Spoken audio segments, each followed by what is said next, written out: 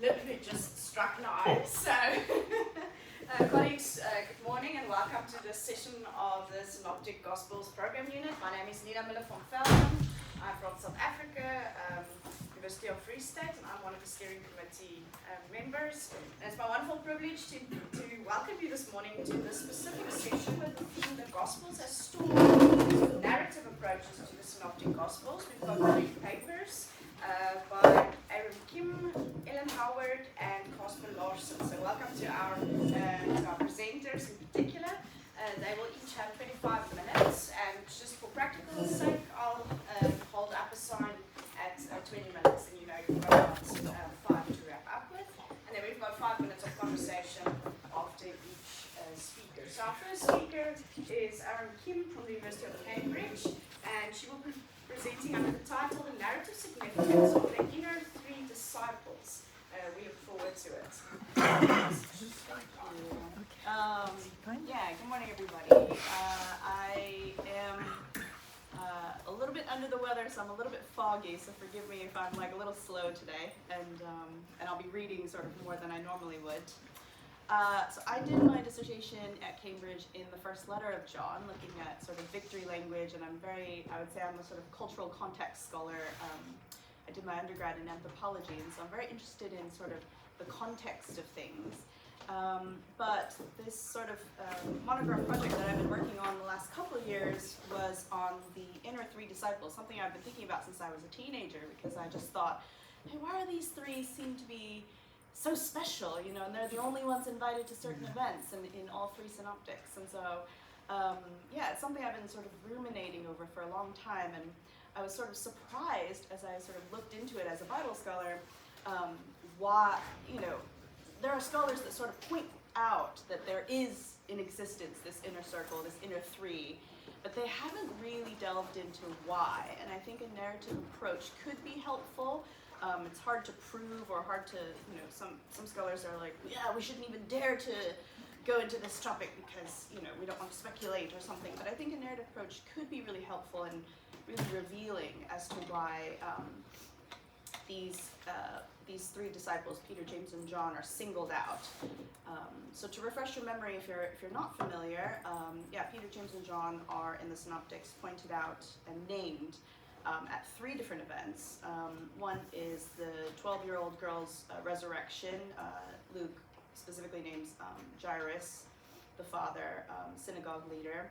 And then all 3 synoptics make very clear that it's only Peter, James, and John that accompany Jesus up onto the mountain for the transfiguration events.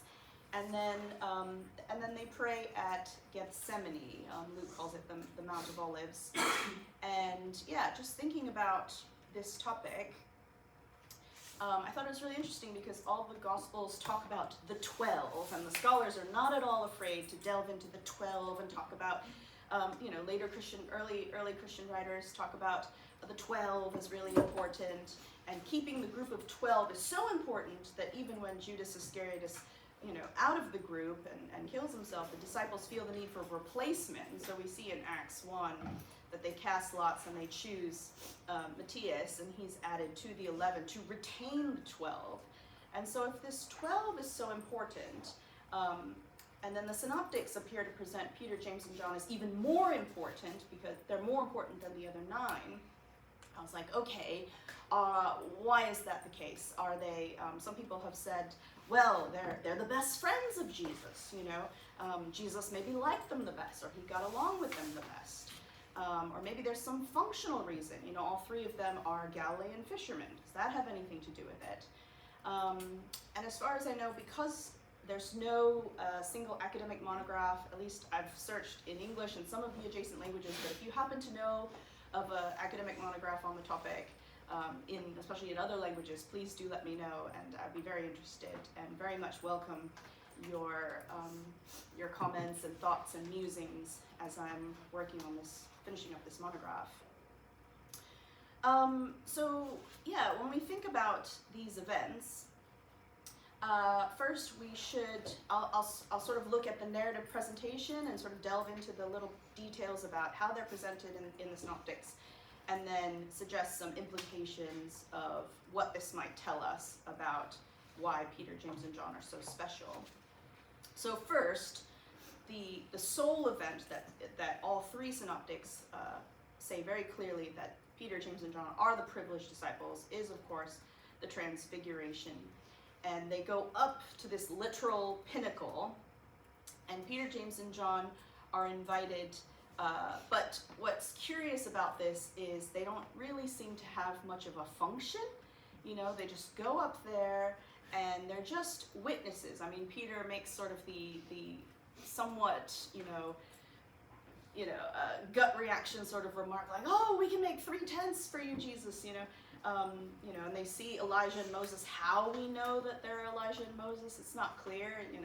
I don't know if like Jesus was like, "Hello, this is Elijah, this is Moses, nice to meet you," or whether there was some sort of impression about them that made it clear that it was Elijah and Moses. Of course, Jesus himself was transfigured. He was glowing. His clothes were glowing, and then they hear this voice from the cloud saying, "This is my son. Listen to him." Specifically, listen to him. And so there's this divine moment from above, of course, reminiscent of the baptism as well, which Peter, James, and John would presumably also have possibly been there. And so they've heard this divine voice, and they are not only there to witness and to hear this voice, seemingly the voice is talking to Peter, James, and John, listen to Jesus, but also Jesus tells them clearly, in all three versions of the narrative, these three disciples are told not to tell anyone about what they've seen. But presumably now that the Gospels are being presented to the wider audience, the Gospel audience, now we, the Gospel audience, get to know that what happened on the mountain that only Peter, James, and John got to hear and see.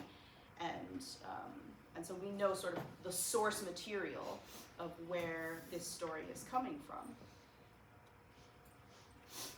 We also have the resurrection of the synagogue leader's daughter. And again, Luke actually names the synagogue leader, says that his name is Jairus. And this is a really curious event too, because as you know, it's sort of sandwiched in between. In the middle, there's this bit about the woman with the issue of blood, with the flow of blood, for again 12 years. There's this sort of theme of 12. So again, the 12 disciples are important.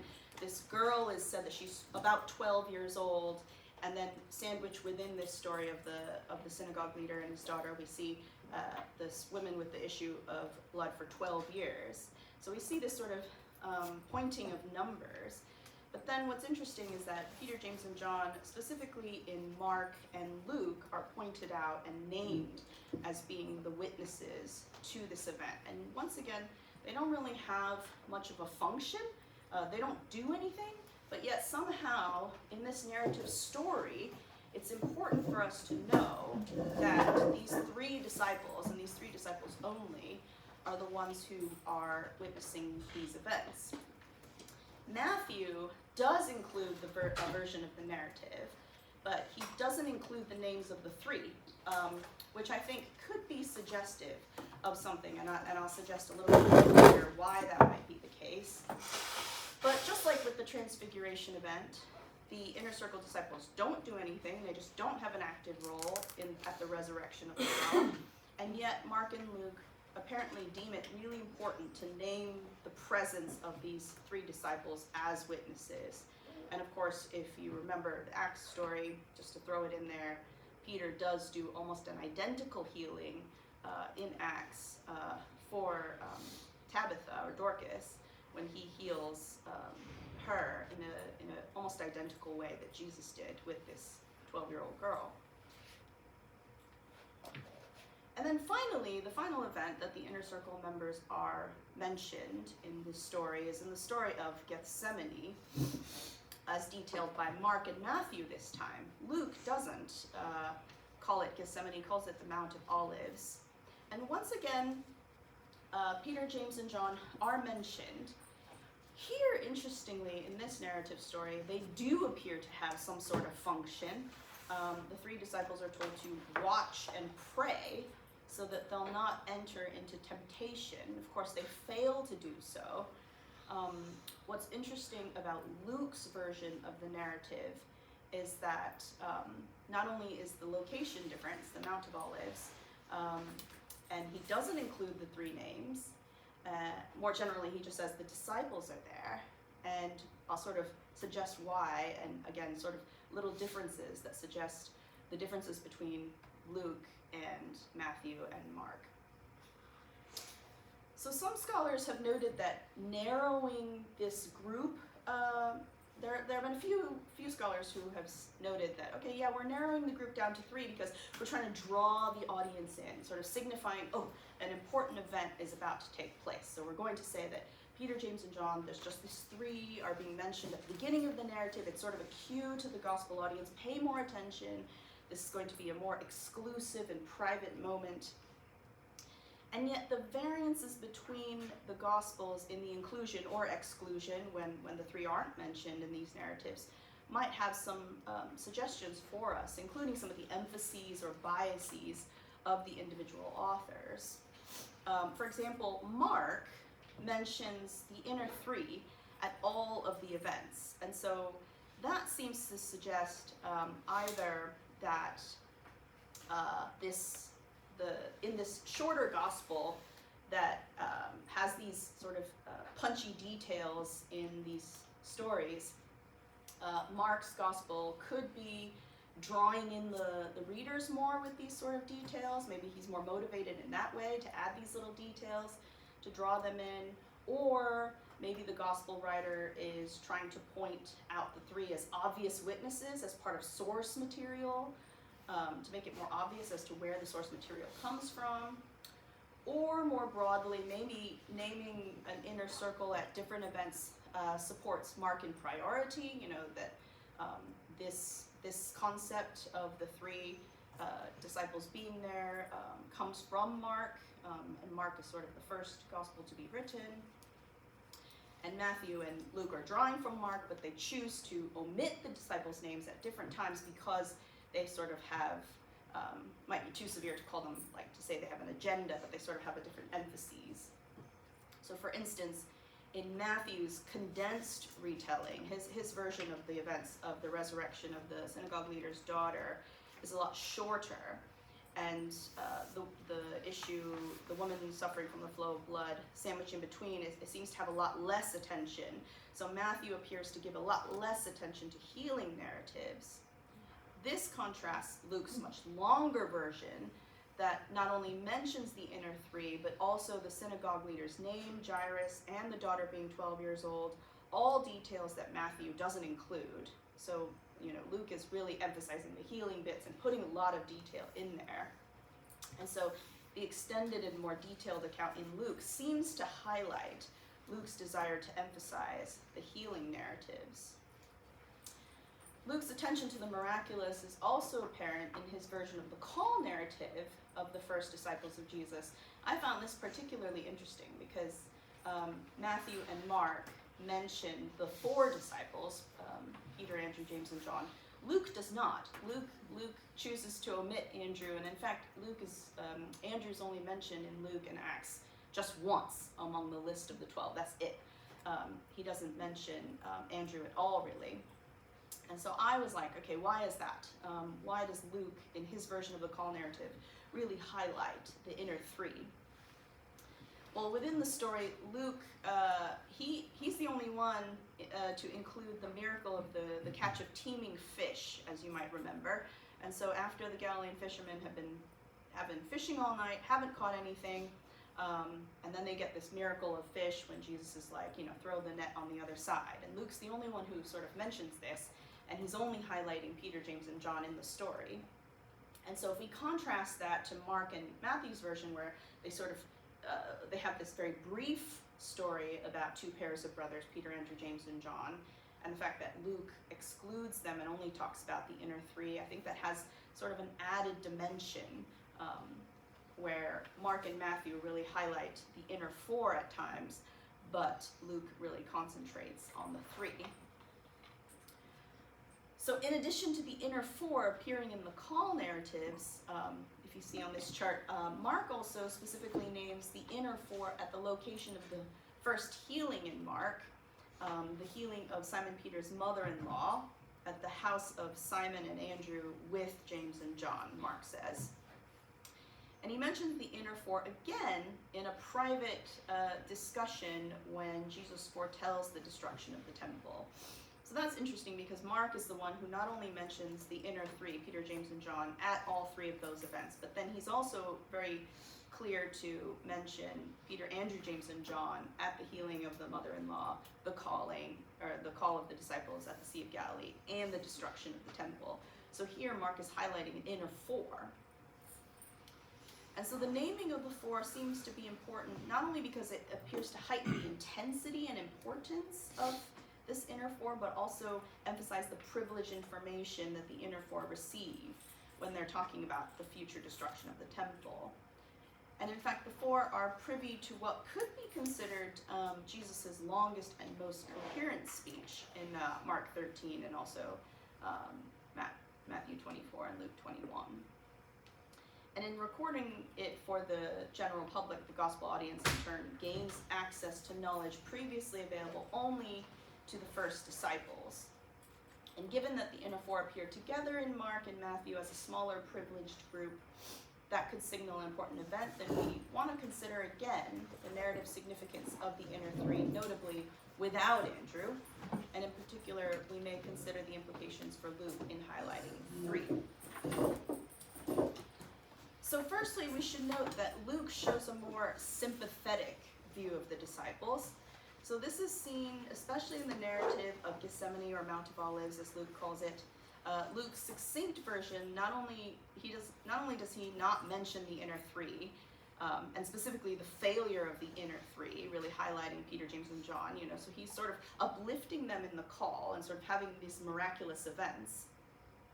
But in the Mount of Olives / Gethsemane narrative, he's like, yeah, I don't want to highlight Peter, James, and John, and actually he doesn't mention the failure 3 times. He only mentions the failure of the disciples once. And so he's really sort of having a much more sympathetic, kinder view to Peter, James, and John and their failure, whereas in Mark and Matthew's versions, as you know, Peter, James, and John are not only mentioned, but they fail 3 times. And so it's a much sort of harsher, critical view of these inner circle disciples who fail at Jesus' most critical and emotional and tragic moment, or one of his most tragic moments before the crucifixion. And so since in Luke's version, it's sort of the general group of disciples that are sleeping instead of praying, it's lessening the attention, and we need to consider, what does that mean? So I was like, okay, if there's some attachment being given to the number 12, perhaps there's something given about this number 3, is there something about the 3 that's really important? Perhaps there's a divine 3, for example. The number 3 is, of course, related to, in the court of the tabernacle, there's hangings with 3 pillars and 3 bases. The men of Israel are called to appear before God 3 times a year. Jonah is in the belly of the fish for 3 days and 3 nights. We see in the gospel narratives, there's 3 tents for 3 men in the transfiguration. Jesus rises from the dead after 3 days. Of course, there's the Trinity of Father, Son, and Holy Spirit that make up a divine and relational 3. But when I also sort of thought more about and was like, okay, maybe the synoptic authors are trying to do something with these biblical figures, these sort of significant biblical figures being named with 3 companions. For example, Noah has 3 sons. Moses takes 3 companions, Aaron, Nadab, and Abihu, up the mountain. Job has 3 friends that sit with him during his suffering.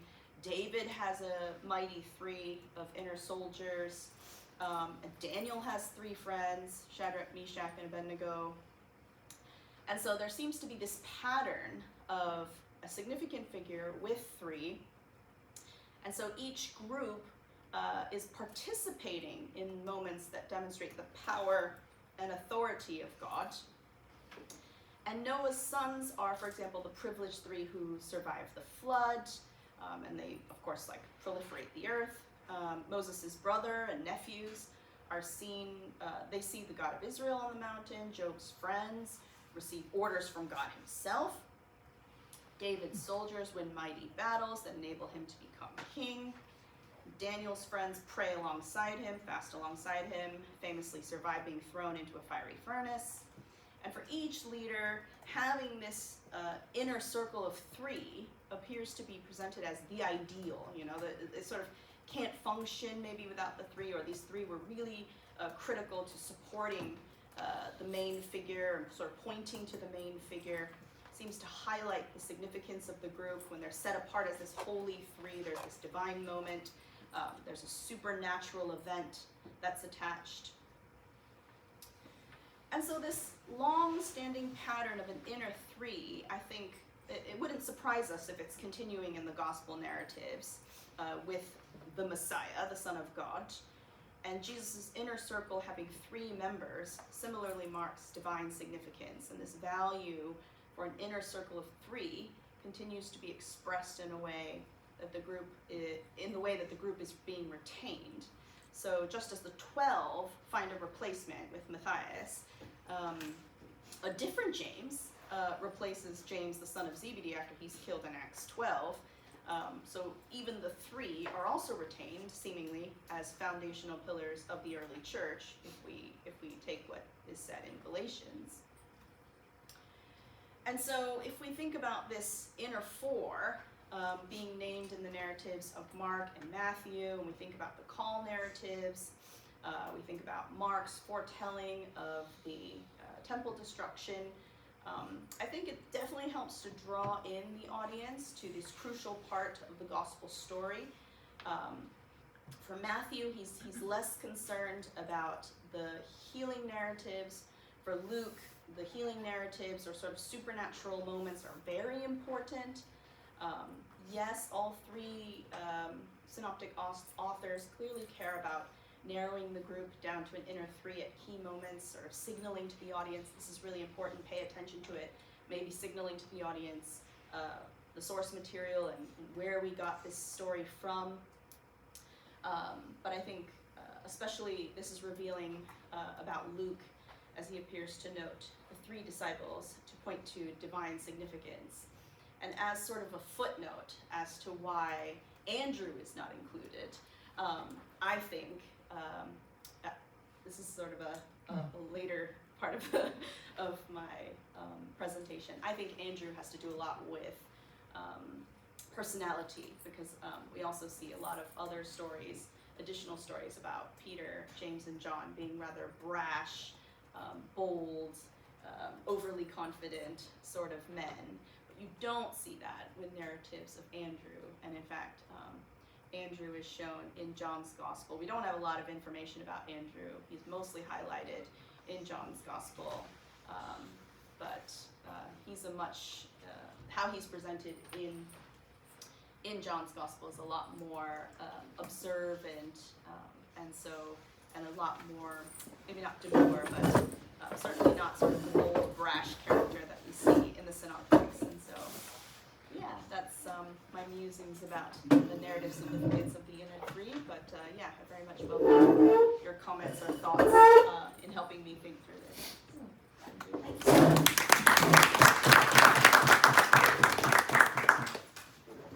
Thank you very much for your interesting presentation. We now have opportunity for some questions, comments. You're welcome to engage. Thank you very much for your presentation. I found really interesting the reference that it has to be three. It always has to be three. The three people. I see it as the testimony, the same testimony coming from three different people, and especially as you mentioned the last part about the characters. Three totally different individuals. They say the same thing. Probably it has to do with the validity of the testimony. So since we have three people that say the same thing, probably that is true. That is why Jesus, we see him probably take these three individuals with him in those kind of private contexts, because when they go and tell the story, it's going to be valid. So I was thinking about that in that regard. We also see that with the women that go to the tomb. There are always three because of that. So I was thinking about, does it have to do with the Roman law with the testimonies and witnesses that always have to be three. What are your thoughts on that?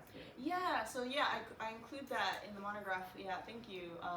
Yeah, and actually in the Jewish text as well, you see that in Old Testament, the validity of 2 or 3 witnesses. But also, yeah, in Roman law as well, it also talks about 2 or 3 witnesses. Interestingly, there are texts in even though that's technically the law in Roman law, there are several instances from different authors, Roman authors, that say like, oh, you know, that is the law, but it seems like when we just have the testimony of one guy, sometimes that's enough to convict somebody. So even though in theory or in law, in practice it wasn't always the case, but yeah, I do think that's definitely part of the reason why yeah, 3 witnesses might be the reason. But yeah, as mentioned, I thought of all, you know, because we see a list of 12, and I thought, why not Andrew though, you know? So that was, you know, yeah, thank you. Yeah.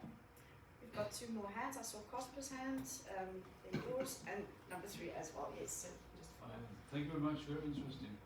And the Gospel of John maybe has the inner one, the beloved disciple, of course, and connected to a resurrection witness. And I was wondering if you also think that these 3 synoptic Gospels are connected to also the fact that they are at the awakening of the synagogue's leader's daughter. It has to do with resurrection. And in the Pauline tradition, Jesus was seen by Peter and James, and then he doesn't mention the 3rd because Paul wants to be in the inner 3. So I was wondering if you see a connection between the 3 and resurrection witness. Yeah, perhaps that would be really interesting. I should think more on that because yeah, I'm less familiar with the Pauline sort of literature. 1 Corinthians 15. Yeah. Okay. Yeah. Yeah. That's helpful. I'll be thinking about that. Yeah. I thought about the beloved disciple, and one of the things to talk about is I don't think Peter, James, and John are the best friends. A lot of people think that, but yeah, if we consider John's gospel, that's clearly not the case because we see like the beloved disciple, but also like Lazarus, Martha, and Mary are considered loved by Jesus, and so yeah, they would be potential best friends of Jesus as well. So I sort of suggest that yeah, even if the synoptics present them that way, and I don't think there's any relational. A lot of times they're sort of fighting with Jesus in the synoptics rather than being clear best friends. But yeah, okay, yeah, thank you. I'll consider that. So we've got just under 3 minutes. Maybe we can just pose the 2 questions together, and then you can respond. Yeah, just for the sake of time. You were first. Go ahead. Yes. Thank you very much. It's an interesting topic. If we range, you studied the text synoptically, but if we order the text chronologically, so the Pauline testimony should be the first, the earliest. And I think it's an interesting suggestion, the mention of the 3 in Galatians. But the problem I see is that I'm not sure that the James mentioned in Galatians 2:9 is James the Zebedee. It's not. It's not. It's definitely not. Yeah. It's definitely not. Yeah. I think. Yeah. Could it be a confusion? And People are confused all the time. Yeah, and in fact, the earlier I mean when Mark mentioned the 3, he may be relating to the 3 columns, but without paying attention to the confusion of James. That would be interesting, except that Mark also, as mentioned, highlights an inner 4. So I don't know. So yeah. But that's an interesting thought. Yeah. Thank you. Just a small question that I think I'm right. That John, I believe, the Gospel of John, I think never names James and John, son of Zebedee. That's correct. I mean, lots of stuff about Peter. He mentions the sons of Zebedee in John 21, but but by name. He never names them as such. Correct. And at the same time, Andrew, who goes and gets Peter in the first place, and it's Philip who goes to Andrew, and the 2 who go to Jesus when other people want to see Jesus. I mean, you know, Andrew finally comes into his own, which should make all Scottish Presbyterians very happy, because he certainly gets left out of that inner 3 in the others. And I don't know what I think of that, but again, when we talk about synoptics and John and try to understand them together, there is that very interesting distinction, because these three, as you've demonstrated, are so highlighted. And I don't know whether, I suspect that your work is not going to jump off and have an epilogue on John. I do talk about Oh, you John do? because Okay. because I try to answer the question of why not Andrew, because you know, Okay. he's Peter's brother, you know, he's mentioned as an inner four, and I sort of get into that. Interestingly, Andrew's the only one who has a distinguished, like obvious Greek name, as does the name Philip. So it's interesting that Philip and Andrew are the characters we sort of follow, two characters with Greek names in John's Gospel, and I think that's indicative of the audience as well. But Okay. Final question, and then just a brief response for the sake of time. Thanks so much. I was coming at this from a slightly different angle, which Yes. is that in the 2nd century tradition, there was a strong tradition that Peter was the source of, or one of the major sources of Mark. And I just wonder whether in some way, in the transmission from Peter to Mark, however that happened, Peter drew attention to these events as being particularly significant and said, I was there, and also I had my mates James and John with me. but not my brother. Indeed. Because the way that descriptions of events get into the synopsis is quite a difficult question, because some of the events there are no witnesses, you know, like the Annunciation or whatever. So it's an interesting question when there are only a few people who witnessed an event that's drawn attention to. Absolutely, yeah, totally. Thank you so much. Thank you.